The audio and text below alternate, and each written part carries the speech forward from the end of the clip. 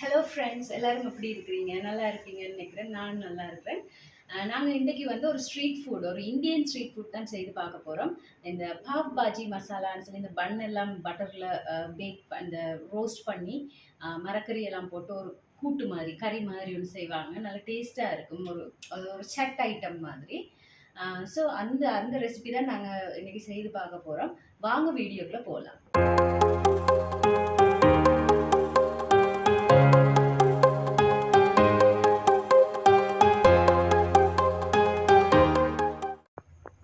நான் ப்ரெஷர் குக்கர்லேயே தான் செய்ய போகிறேன். வேறையாக செய்ய இல்லை. அது இன்னும் ஈஸியான ஒரு மெத்தட்.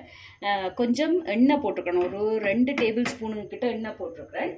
இந்த ரெசிபிக்கு வந்து பட்டர் சரியான முக்கியம். நீங்கள் பட்டர் போடணும், அப்போ தான் அந்த டேஸ்ட் வரும். ஸோ பட்டர் ஒரு டேபிள் ஸ்பூனே போடுறேன். எண்ணெய் வந்து டீஸ்பூன் இல்லை, டேபிள் ஸ்பூனில் 2 போட்டேன் நான்.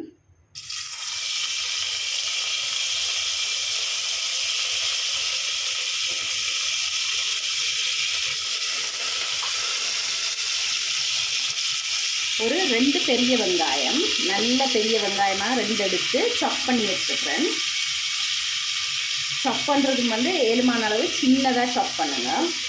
கொஞ்சம் நல்லா வேகட்டும். வெங்காயம் லைட்டாக கலர் சேஞ்ச் ஆகட்டும். நாங்கள் கொஞ்சம் உப்பு மட்டும் போட்டுருவோம். இது வந்து இந்த Indian side road street food மாதிரி. அதோட வந்து இங்கேயும் வந்து எல்லா ஹோட்டல்ஸ்லேயும் வந்து இது கிடைக்குது. எனக்கு ஒரு வீட்டில் ட்ரை பண்ணி பார்க்கணுமென்ற ஒரு விருப்பம். அப்போ நாங்கள் நினச்ச டைமில் நாங்கள் செய்து சாப்பிட்டு கொள்ளலாம்னு சொல்லி அதனால தான் செய்கிறேன் நான்.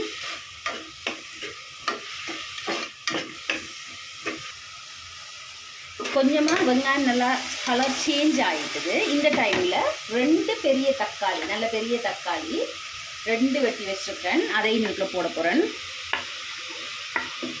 நான் ப்ரெஷர் குக்கரில் செய்கிறபடியாக நல்ல சின்னனா அந்த ஒரு அளவுக்கு வெட்டியிருக்கேன். நீங்கள் வந்து ப்ரெஷர் குக்கர் இல்லாமல் நார்மல் பேனில் செய்கிறீங்கன்னா இன்னும் நல்லா, அல்லது வந்து ஈவன் நீங்கள் வந்து சாப்பரில் போட்டு கூட கொஞ்சம் அந்த பல்ப் மாதிரி எடுத்து கூட போடலாம். நான் இப்போ ப்ரெஷர் குக் பண்ண போகிறபடியாக எப்படியோ நல்லா மசிஞ்சிடும். அதனால் நான் வந்து இப்படியே செய்திருக்கேன். இப்போ இந்த வெங்காயமும் ஒரு லைட்டாக கொஞ்சம் குக் ஆகட்டும். அதுக்குள்ளே இங்கே பார்த்தீங்கன்னா இந்த பச்சை பட்டாணி இந்த பீஸ் அது எடுத்து வச்சுருக்கிறேன்.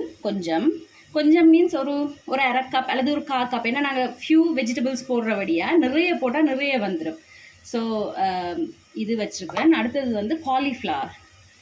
இது கட்டாயம் முக்கியம், அது ஒரு டேஸ்ட் கொடுக்கும். மற்றது ஒரு கேரட், அதுக்கு பிறகு ஒரு மீடியம் சைஸ் உருளைக்கிழங்கு. இவ்வளோத்தையும் போட்டு நான் வந்து ப்ரெஷர் குக் பண்ண போகிறேன்.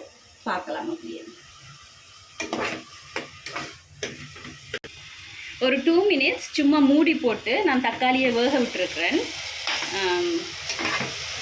லைட்டாக வெந்து கொண்டு வருது. நாங்கள் இந்த டைம்லேயே வந்து வெஜிடபிள்ஸை போட்டுடலாம். கேரட், காலிஃப்ளவர், உருளைக்கிழங்கு, அதோட வந்து இந்த பீஸ். இப்போ நாங்கள் வந்து இதோட வந்து கொஞ்சம் மசாலா சேர்த்துட்டு ப்ரெஷர் குக் பண்ண போகிறோம். நான் கொஞ்சம் கரம் மசாலா சேர்க்குறேன். ஆக்சுவலாக வந்து இதுக்கு வந்து கடையிலேயே வந்து பாவ் பாஜி மசாலான்னு ஒன்று இருக்குது. அது விருப்பம்னா நீங்கள் யூஸ் பண்ணலாம். நான் வந்து அதெல்லாம் யூஸ் பண்ணல, வீட்டில் இருக்கிற மசாலாவை வச்சு தான் செய்கிறேன். அதோட வந்து காஷ்மீர் ரெட் சில்லி பவுடர், அப்படி இல்லாட்டிக்கு நினைக்கிறேன் கடைகளில் வந்து அந்த சரியான ரெட் கலர் வர்றதுக்காக ரெட் கலரிங் யூஸ் பண்ணுவாங்கன்னு நினைக்கிறேன். ஸோ நான் அதெல்லாம் யூஸ் பண்ண இல்லை. நான் இங்கே ஒரு 1/2 டீஸ்பூனுக்கு கிட்ட கரம் மசாலா போட்டிருக்கேன். அதோட வந்து நான் இங்கே ரெட் சில்லி பவுடர், தனி மிளகாத்தூள் ஒரு டீஸ்பூனுக்கு கிட்ட போட போகிறேன்.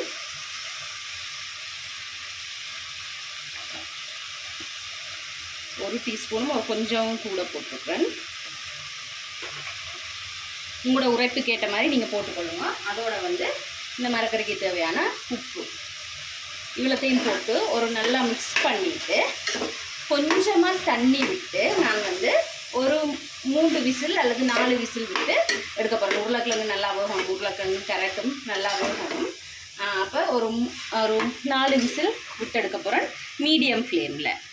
விட்டு எடுத்துட்டு அது பிறகு காட்டணும் உங்களுக்கு. தண்ணி வந்து ஒரு கப், ஒரு 250 ml கப்பில் 1 கப் போட்டிங்கன்னா போதும். கூட தண்ணியும் விட தேவையில்லை. ஏன்னா நாங்கள் இதை ஒரு திக்கான கிரேவியாக தான் செய்ய போகிறோம். இப்போ டேஸ்ட் பார்த்துட்டு நீங்கள் வந்து இதை க்ளோஸ் பண்ணி ஒரு 4 விசில் விட்டு எடுப்போம். இதை இப்போ இது வந்து ஒரு 5 விசிலே நான் விட்டு எடுத்து வச்சுக்கிறேன். இன்னும் விசில் அடங்க இல்லை. இதை வச்சுட்டு நாங்கள் பட்டரை வந்து இந்த பண்ணை வந்து ரோஸ்ட் பண்ணிடுவோம். அதுக்கு இந்த தோசை இது மாதிரி தோசை பேன் தான் வச்சுருக்கிறேன். பட்டர் கொஞ்சம் போட்டுட்டு ஹீட் ஆகட்டும். இங்கே பார்த்தீங்கன்னா கொஞ்சமாக ஒரு கொத்தமல்லி, இந்த கொரியண்டர் லீவ்ஸ் இருக்குது தானே, கொத்தமல்லி தலை, அது கொஞ்சம் போடுறேன். அது கொஞ்சம் ஒரு மாதிரி நல்ல ஃப்ளேவர் கொடுக்குது. அதோட தான் தாராங்க கடையில். நீங்கள் வேணுமெண்டா கொஞ்சமாக இந்த டைமில் சட் மசாலா இருந்தால் சட் மசாலாவும் இதுக்கு போடலாம். இல்லாட்டி இது ரெண்டுமே ஓகே தான். பட்டர் கொஞ்சம் கூட தான் போடணும். நல்லா சூடாகினோன்னே இந்த பன் வெட்டி வச்சுருக்கேன். இந்த பர்கர் பன் தான் எடுத்துருக்கேன். எனக்கு இங்கே இந்த பன் கிடைக்கல. அதை விட கொஞ்சம் சின்ன பன்னாக இருக்கும் அது. ஆனால் நார்மல் பன் தான். ஸோ நான் பர்கர் பன் தான் எடுத்துருக்கிறேன்.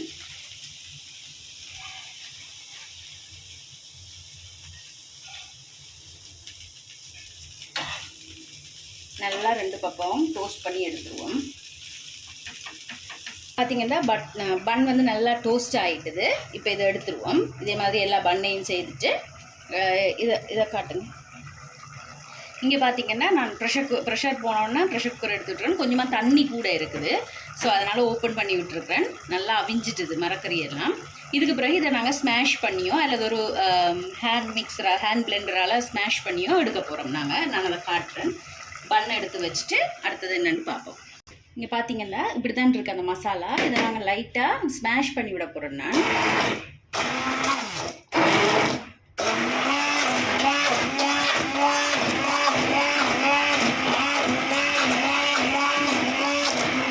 ஃபுல்லாக ஸ்மாஷ் பண்ணக்கூடாது. பார்த்தீங்கன்னா 1-2 இந்த அது பீஸ் எல்லாம் இருக்குது.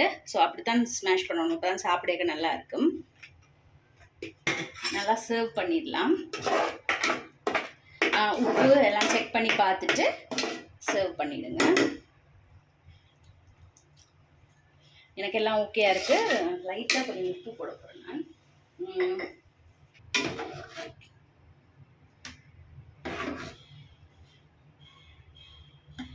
ரெடி.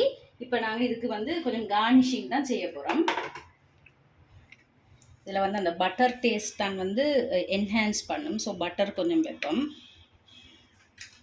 கொஞ்சமாக வெங்காயம், நீங்கள் அது சைடில் கூட வைக்கலாம். அண்ட் மேலால் வந்து கொஞ்சமாக தேசிக்காய் புளி, லைம் ஜூஸ்.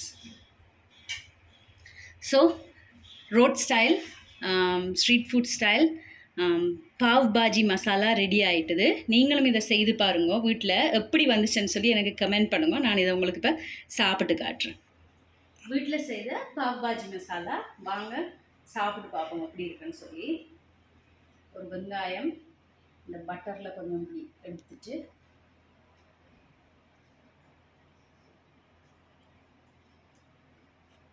நல்ல டேஸ்ட்டாக இருக்குது. நீங்களும் இதை செய்து பாருங்கள். வீட்டில் எப்படி வந்துச்சுன்னு எனக்கு கமெண்ட் செக்ஷனில் கமெண்ட் பண்ணுவோம். வாங்க அடுத்த வீடியோவில் உங்களை மீட் பண்ணலாம். பாய்.